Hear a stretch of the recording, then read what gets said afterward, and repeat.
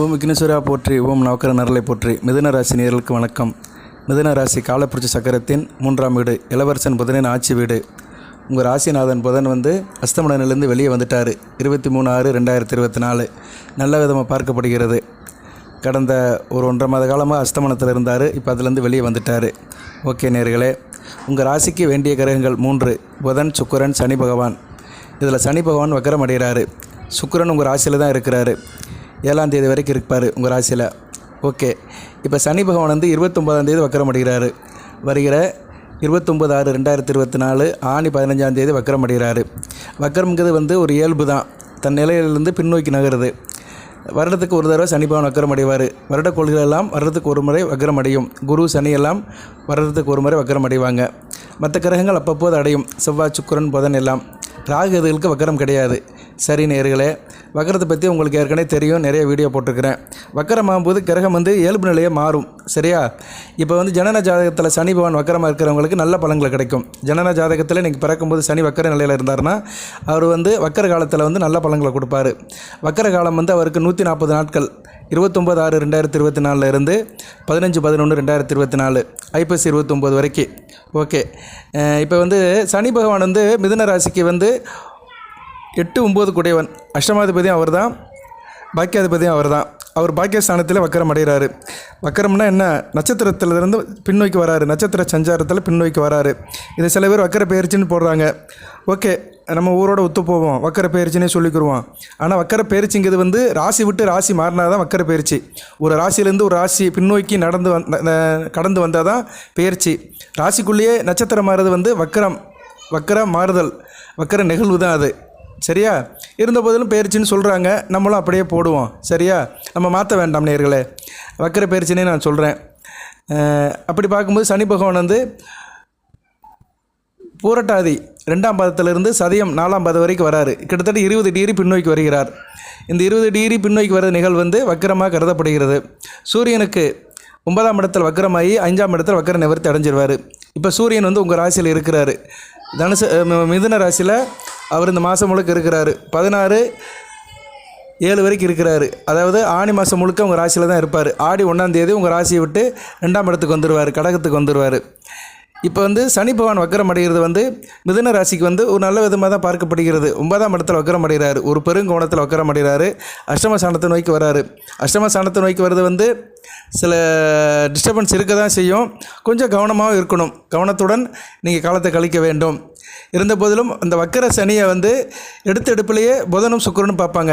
அவர் வக்கரமாகி வந்த காலகட்டத்திலேயே புதனும் சுக்கிரனும் உங்கள் ராசிக்கு 2ஆம் இடத்துக்கு சனி பகவான் பார்க்கறதுனால அந்த கெடுபலன்லாம் குறையும். சரியா? அந்த கெடுபலன்லாம் குறையும். அடுத்தடுத்து சனி புதன் பார்வைக்கு சனி பகவான் வருவார். அதுக்கடுத்து சூரியனும் பார்ப்பார்.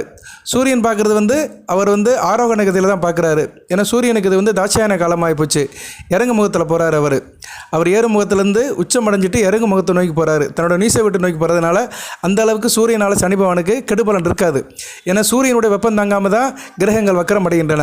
அப்படின்னு ஒரு நியதி இருக்குது. சூரியனுடைய வெப்பம் காரணமாக சில கிரகங்கள் பின்னோக்கி நகர்த்தப்படுகின்றன. அப்படி பார்க்கும்போது சூரியன் ஆரோகண கதியில் தான் இருக்கிறாரு.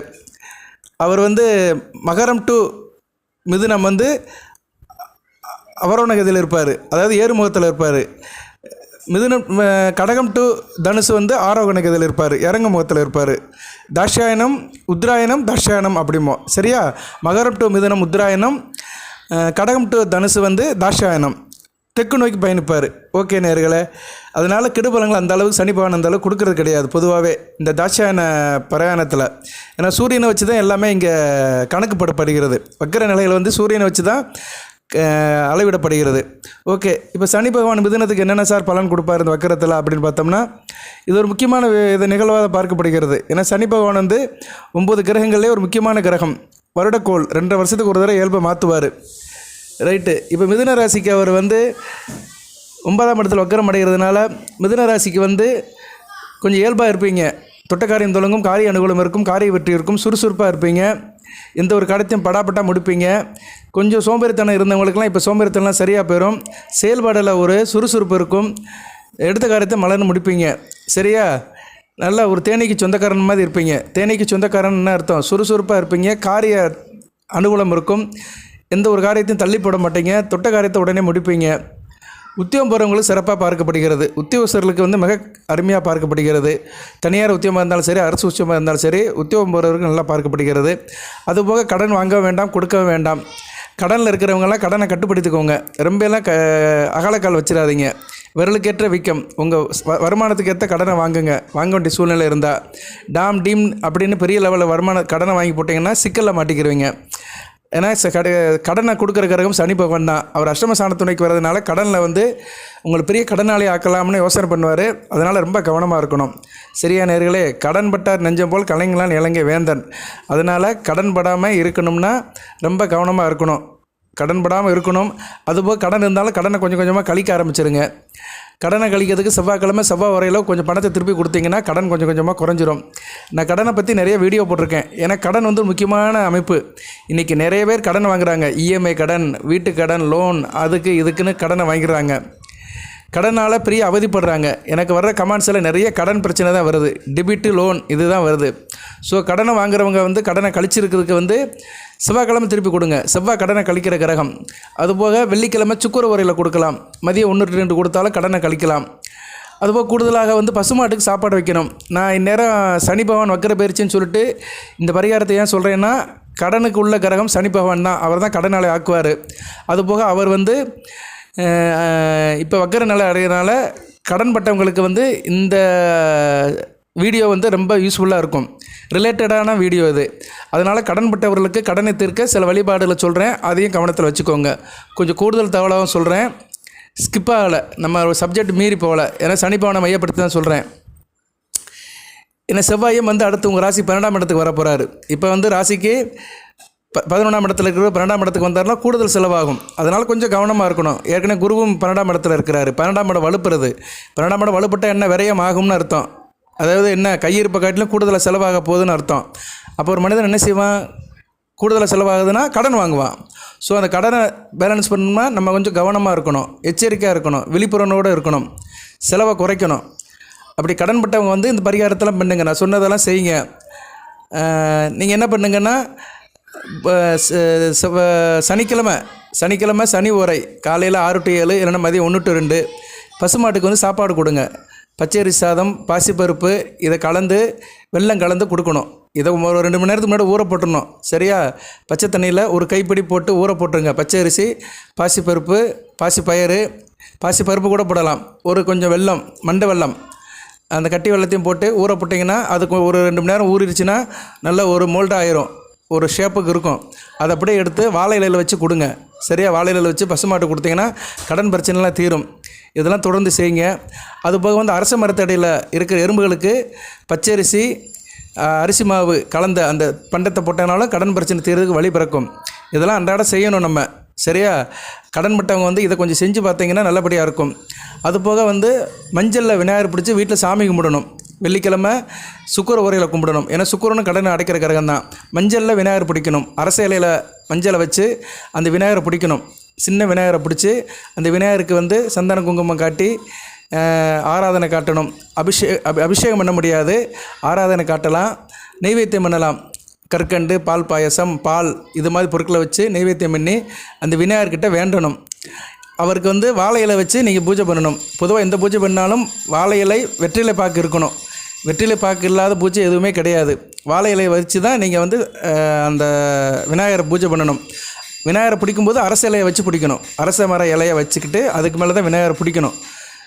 சந்தனத்தை எடுத்து தண்ணியில் குழைத்து விநாயகரை பிடிச்சி நீங்கள் வந்து வழிபாடு பண்ணணும்.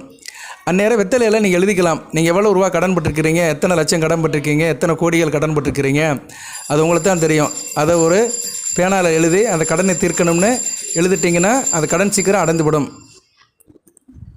கடன் அடைப்பதற்கு இது போன்ற நிறைய வழிபாடு முறையெல்லாம் இருக்குது நேயர்களே. அதில் 1-2 சொல்லியிருக்கிறேன். அதை கொஞ்சம் ஃபாலோ பண்ணிக்கோங்க. அதுபோக வந்து உங்களுக்கு வந்து லாபமாக இருக்கும். தொழிலில் வந்து கொஞ்சம் லாபம் இருக்கும். லாபத்தில் வந்து எந்த பிரச்சனையும் இருக்காது. தொழில் பண்ணுறவங்களும் நல்ல ஒரு காலகட்டமாக இருக்கும். நீங்கள் எதனாச்சும் பழைய முதலீடு பண்ணியிருந்தீங்கன்னா அதில் நல்ல லாபம் வரும். அதுபோக உடன் பிறந்த மூத்த சகோதர வழியில் நல்ல ஒரு ஏற்றம் இருக்கும். நல்ல விலமாக தான் பார்க்கப்படுகிறது. லாபம் வந்து நல்லபடியாக இருக்கும். ஆனால் கடன் பிரச்சனையில் சில சர்க்கிள்கள் இருக்க தான் செய்யும். அதை மறுப்பதற்கு இல்லை. மற்றபடி இந்த சனி பகவான் வக்கரம் வந்து மிதுன ராசிக்கு வந்து பெருசாக எந்த பாதிப்பும் இல்லை, நல்லபடியாக தான் இருக்குது. இடையில வந்து சூரியன் பயிற்சி ஆவார். ஆவணி மாதம் வந்து சனியை பார்ப்பார். சூரியன் வந்து ஆவணி மாதம் உங்கள் ராசிக்கு 3ஆம் இடத்துல வந்து சனி பகவானை பார்க்கும்போது சில டிஸ்டர்பன்ஸ் ஆகும். சரியா? உங்கள் தந்தையாருக்கு உடல்நிலை, அதுபோக உங்களுக்கு தனிப்பட்ட முறையில் சில பிரச்சனைகள்லாம் வரும். அந்நேரம் கொஞ்சம் கவனமாக இருக்கணும். ஆவணி மாதத்துக்கு இன்னும் நாள் இருக்குது, இன்னொரு 1.5 மாதம் இருக்குது. நான் நேரம் வீடியோ போடும்போது அதை ஹைலைட் பண்ணுவேன். பொதுவாக போதி ஜோடத்தில் நான் வந்து ஒரு க்ளோஸான டயத்தில் தான் வீடியோ போடுவேன். அது எப்படின்னா, ப்ரிடிக்ஷனை வந்து உங்களுக்கு வந்து ஒரு 10 நாள் கணக்கில் தான் கொடுப்பேன். ரொம்ப வருட கணக்கெல்லாம் கொடுக்கறது கிடையாது. அப்படி கொடுத்துட்டு போயிட்டோம்னா மறந்து போயிடும். அப்பப்போ வீடியோ போடணும். வாரத்துக்கு மிதுன ராசிக்கு நான் 2 வீடியோ குறைஞ்சது போட்டுருவேன். அந்நேரம் 8% இப்படி நடக்குது, உங்களை சுற்றி என்ன நடக்குது, இது மாதிரி சனி வக்கர பயிற்சி, அதனால் எதில் நீங்கள் எச்சரிக்கையாக இருக்கணும், சாதக பாதங்கள் என்ன, அதுக்குண்டான பரிகாரம் என்ன, இப்படி க்ளோஸாக தான் மானிட்டர் பண்ணுவேன். சும்மா பொதுவாக சொல்லிட்டு போயிட்டு வருஷ கணக்கில் பலனை சொன்னோம்னா யாருக்கும் ஒன்றும் மனசில் நிற்க போகிறது கிடையாது. ஏன்னா இன்றைக்கி அன்றாடம் மாறிக்கிட்டே இருக்குது. இப்போ இந்த வீடியோ கேட்குற நேரில் நிறைய பேர்கள் நிறைய சேனலில் கேட்பாங்க. ஒவ்வொருத்தர் ஒன்று சொல்லுவாங்க, இதை செய்வா அதை செய்வான்னு குழப்பத்தில் இருப்பாங்க. அதுக்காகத்தான் நான் வந்து கொஞ்சம் க்ளோஸாக சொல்லுவேன், அப்பப்போ அப்டேட் பண்ணுவேன். சரி நேயர்களே, அந்த காலம் வரும்போது ஆவணி மாதம் உங்களுக்கு நான் ஹைலைட் பண்ணுறேன். ரைட்டு. இப்போதைக்கு வேறு கூடுதல் என்ன சார் இருக்குது பலன்கள் அப்படின்னு பார்த்தோன்னா, மிதுன ராசிக்கு 3 நட்சத்திரம், மிருகசீரிஷம், திருவாதிரை, புனர்பூசம். பொருளாதாரம் நல்லபடியாக இருக்குங்க. கையில் காசு பணம் நல்லபடியாக இருக்கும். பண பிரச்சனை எதுவும் இருக்காது. பண ரீதியாக உங்களுக்கு நல்ல ஒரு பெரிய லெவலில் பலன்கள் கிடைக்கும். சரியா? பண விஷயத்தில் நல்லபடியாக இருக்கும். ஃபினான்ஸ் கண்டிஷன் நல்லபடியாக இருக்கும். கடனை மட்டும் தவிர்த்துருங்க. சரியா? அதான் பெரிய விஷயம். பணம் வந்துச்சுன்னா செலவு பண்ணாதீங்க, சேமித்து வச்சுக்கோங்க. திருமண வாழ்க்கையில் பிரச்சனைகள் வரலாம். கணவன் மனைவி உறவில் சில பிரச்சனைகள் இருக்கலாம், குழப்பங்கள் வரலாம், கொஞ்சம் கவனமாக இருங்க. அதே மாதிரி வரன்கள் தேடுதலையும் சில தாமதங்கள் ஏற்படலாம். இந்த காலகட்டத்தில், வக்கர காலகட்டத்தில், வக்கர பயிற்சி காலகட்டத்தில் திருமண வரன் தேடுவீங்க. இந்த ஆணி மாதம் முழுக்க தேடுவீங்க. ஆடி மாதம் யாரும் பார்க்க மாட்டாங்க. ஸோ இன்னும் ஒரு 19 நாள் இருக்குது. ஆணிக்கு 11 தான் ஆகுது. இன்னும் பேலன்ஸ் ஒரு 20 நாள் கிட்டே இருக்குது. ஸோ அடுத்து வரைக்கும் 20 நாட்களில் கொஞ்சம் விரைஞ்சு பாருங்கள். ஏன்னா அடுத்த ஆடி மாதம் பார்க்க முடியாது. அதனால் கொஞ்சம் அதை கவனமாக வச்சுக்கணும். போக்குவரத்தில் கவனமாக இருக்கணும். வண்டி வாகனத்தில் போகும்போது கவனமாக இருக்கணும். இரவு நேர பயணத்தை தவிர்த்துருங்க. இடம் வாங்குது, நிலம் வாங்குறதில் கவனமாக இருக்கணும். எதுவும் வீட்டு பணி, கட்டிட பணி இருந்தாலும் அதில் கொஞ்சம் கவனமாக வச்சுக்கோங்க. அதே மாதிரி குழந்தைகளுக்கு வரன், அதான் சொன்னேன் நான், திருமண வரன் தேடும்போது அதில் கவனமாக இருக்கணும். அந்த விஷயத்தில் ரொம்ப கவனமாக இருக்கணும். பொதுவாக திருமணமானவர்களும் திருமணத்துக்கு வரன் தேடுறவர்களும் கொஞ்சம் கவனமாக இருக்க வேண்டும். மற்றபடி இந்த சனி பகவானோட வக்கர பயிற்சி வந்து மிதுன ராசிக்கு கொண்டு பெருசாலாம் கெடுபலங்களை செய்யாது. ஏன்னா சனி பகவான் வந்து மிதுன ராசிக்கு ஒரு மத்தியம பலனை தான் கொடுப்பாரு. அஷ்டமாதிபதியும் அவர் தான், பாக்கியாதிபதி அவர் தான். சரியா? அவர் பாக்கிய ஸ்தானத்தை விட்டு வெளியே வரல. அதனால் ஓரளவு நல்ல பலன்களை தான் கொடுப்பாரு. கவனமாக பார்த்துக்கோங்க. மற்ற கிரகங்கள் ஓரளவுக்கு சாதகமாக தான் இருக்குது. ராசியிலே 2 கிரகங்கள் இருக்குது. செவ்வாய் வந்து 12ஆம் இடத்துக்கு வந்தாலுமே குருமங்கள யோகத்தில் தான் இருப்பார். கொஞ்சம் செலவை கொடுப்பாரு. சரியா? உத்தியோகம் போகிறவங்களுக்கு செலவு கொடுப்பாரு. சகோதர வழியில் சில செலவை கொடுப்பாரு. மற்றபடி குருமங்கள யோகம் வந்து 12ஆம் இடத்துல நடக்கும். அதுக்குன்னு நாள் இருக்குது. ஜூலை 7ஆம் தேதிக்கு பின்னாடி தான் செவ்வாய் பயிற்சியாக 12ஆம் இடத்துக்கு வராரு. அதுபோக ராகும் வந்து சுபவர்க்கு எடுத்திருக்கிறாரு. இதுக்கு நான் ஒரு வீடியோ போட்டிருக்கிறேன். ராகு 10ஆம் இடத்துல திருவாதிரை நட்சத்திரத்துக்கு, அவர் உத்திராட்டாதி நட்சத்திரம் போகிறது நல்ல அமைப்பு தான். சனி பகவான் நட்சத்திரம் மாறுறாரு. அது நல்ல விதமாக பார்க்கப்படுகிறது. சரியா? அதுக்கு நான் தகவல் சொல்லியிருக்கிறேன்னு நினைக்கிறேன். மிதுன ராசிக்கு வீடியோ போட்டிருக்கிறேன்னு நினைக்கிறேன். ராகு சுபவர்க்கு எடுக்கிறதுக்கு போட்டிருக்கிறேன்னு நினைக்கிறேன். போடலைன்னா அதை பற்றி போடுறேன். ஏன்னா ராகு ஒரு முக்கியமான கிரகம். 10ஆம் இடத்துல இருக்கிறாரு, கர்மஸ்தானத்தில் அவர் வந்து நட்சத்திர சாரம் பெறாரு. ஜூலை 8ஆம் தேதி மாறுறாரு. ரேவதி நட்சத்திரத்திலேருந்து உங்கள் ராசிக்கு 8, 9 கூடிய சனி பகவான் நட்சத்திரத்துக்கு போகிறாரு. ஒரு நல்ல விசேஷம் தான், ஒன்றும் பிரச்சனை இல்லை. சனி பகவான் வந்து மிதுன ராசிக்கு நல்லது செய்கிறது தான் நல்லாயிருக்கும். சரியா? வெளிநாட்டு தொடர்புகள் நல்லபடியாக இருக்கும். ஏற்றுமதி இறக்குமதி தொழில் இருக்குது, நல்லாயிருக்கும். அந்நிய செலவாணி நல்லாயிருக்கும். வெளி மாநிலத்து தொடர்பில் இருக்கிறவங்களுக்கு தொழில் நல்லபடியாக போகும். தொழில் வியாபாரம் சிறப்பாக இருக்கும். 10ஆம் இடத்துல இருக்கிற ராகு வந்து ஒரு பிரம்மாண்டத்தை கொடுப்பாரு, ஒரு ஏற்றத்தை கொடுப்பாரு. இப்படி தாங்க பலன்கள் போகும். சரியா? மிதுன ராசிக்கு வந்து இப்போதைக்கு வந்து ஓரளவு மத்தியமான பலன்கள் தான். அடுத்து உங்கள் ராசிநாதனும் ராஜயோகாதிபதி சுக்கிரனும் 2ஆம் இடத்துக்கு போயிடுவாங்க. 2ஆம் இடத்துல போய் 1 மாத காலம் இருப்பாங்க. சரியா? ஜூலை மாதம் முழுக்க கவர் பண்ணுவாங்க. சுக்கிரன் வந்து 2ஆம் இடத்தை கவர் பண்ணுறது நல்ல அமைப்பு தான். 8ஆம் இடத்தை பார்ப்பார். திடீர் விஷயத்தெல்லாம் கொடுப்பாரு. நான் அடுத்தடுத்து வீடியோ போடுறேன். ஏன்னா சுக்கிரன் வந்து ஒரு வரப்பிரசாதம், மிதுன ராசிக்கு ஒரு வரப்பிரசாதமான கிரகம். இறைவன் கொடுத்த கொடை சுக்கிரன் மிதுன ராசிக்கு. அவர் நல்ல பலன்களை தான் கொடுப்பாரு. 3ஆம் இடத்துல மறைஞ்சாலுமே அந்த காலகட்டத்தில் கெடுபலன்கள் அந்த அளவுக்கு கொடுக்க மாட்டார். சரியா? 3ஆம் இடத்துலேருந்து சனி பகவானை பார்ப்பார். அப்போ வந்து சனி பகவானால் உண்டாகிற கெடுபலங்கள்லாம் ஓரளவு கட்டுப்படுத்தப்படும். அதனால் சுக்கிரன் சஞ்சாரம் வந்து எப்போயுமே மிதுன ராசிக்கு ஒரு நல்ல பலன்களை கொடுக்கும். ஓகே நேயர்களே, மாதம் ஒரு சனிக்கிழமை சிவன் கோயிலுக்கு போயிருங்க. சிவபெருமானை கும்பிட்டு சனி பகவானுக்கு விளக்கு போட்டு வந்துடுங்க. இந்த வக்கர பயிற்சியில் எந்த பிரச்சனையும் வராது. சனிக்கிழமை தோறும் கருப்பு கலர் நாய்களுக்கு ரொட்டி பிஸ்கட் கொடுங்க.